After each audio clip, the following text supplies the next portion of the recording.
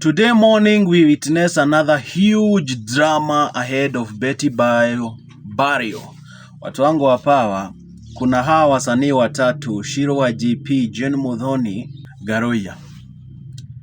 I don't know if it is right to say this, but wameza kuambia Pastor Kanyari, we are not going to allow you to have the kids after the burial until we have a further discussion with Tash and your parents around.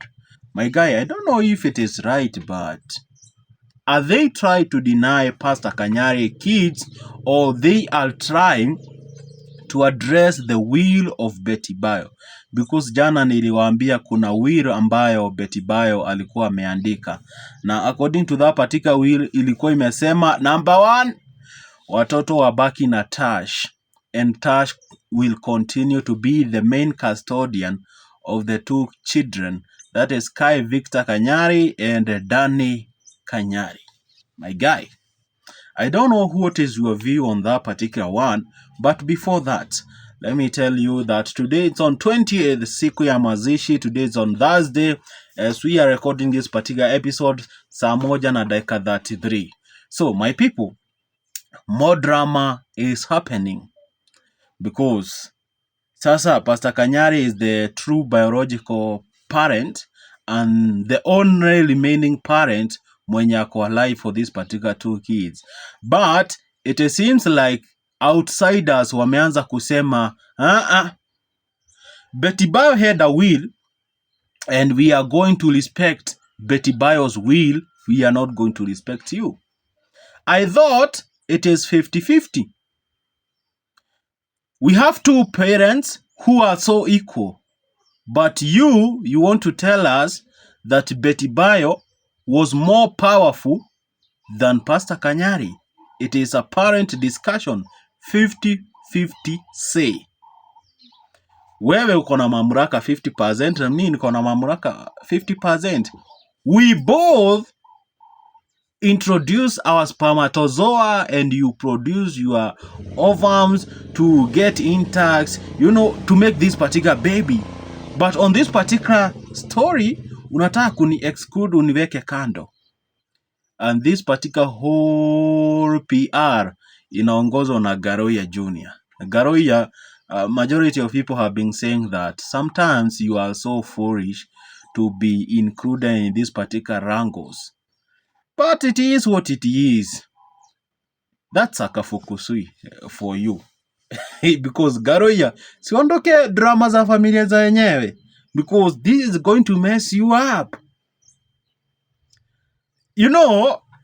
I don't understand why wasanii wako kwa hii discussion ya familia. This particular family wrangles should be solved by a court and family members. Wazazi wa Betty Bayo wakuwe hapo, Kanyari na wazazi wake, and then kuitwa wazee, they start discussing this particular thing, co-parenting. How are we going to go forward with this? These kids biologically belong to Pastor Kanyari. The parent is there. Akona uwezo wa kulea hawa watoto? Yes, akona uwezo. Why are we denying him a chance to show us that he can be able to parent these particular 2 kids? Why are we judging? Why are we going out trailblazing, being very harsh? We have not forgotten the story about Tash wrangles with Betty Bayo before she died. We have not forgotten that particular whole story. But also, we should respect Tash. Mi hapa ndipo naona watu wengi wana disrespect Tash. It is not easy as a man to come into a relationship and start taking care of someone's children. That man has some balls, Because can you imagine staying in a certain relationship, all of a sudden, mushakosana na your wife, and she starts saying that, these are not your kids. You don't owe me anything. It can piss you off. But for this particular man to handle this particular whole situation like a man, oh my God, I feel he is worth it. Alafu kuna watu wako na chocha nyingi hapa ati but Tash could not disrespect a lady. Oh my God. So you want to tell me that particular relationship, it was like from heaven? There was no kukosana. Every time they were so good. That is what you want to tell me? You know, someone said that when you see a perfect relationship, which is so perfect, just know there is no relationship there. Because you cannot hold a relationship like an egg.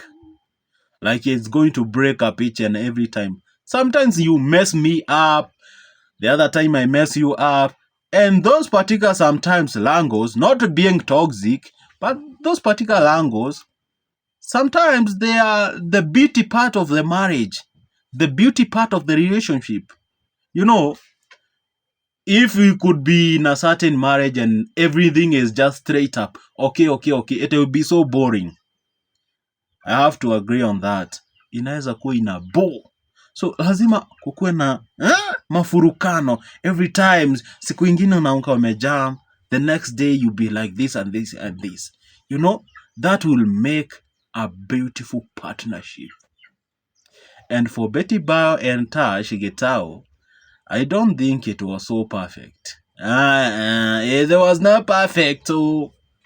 But people keep on saying that, oh, it was cool, it was like this and this and this. No, it was not. Stop lying. It was not perfect. But this particular man remained calm and was like, it's okay. We are going to solve this and I'm going to be your lover in this particular whole relationship. So Tash should be respected. Even you, Pastor Kanyari, you should respect, because it is not easy for a man to take care of your own mess, to take care of your own shame, because you ashamed Betty Bayo in public.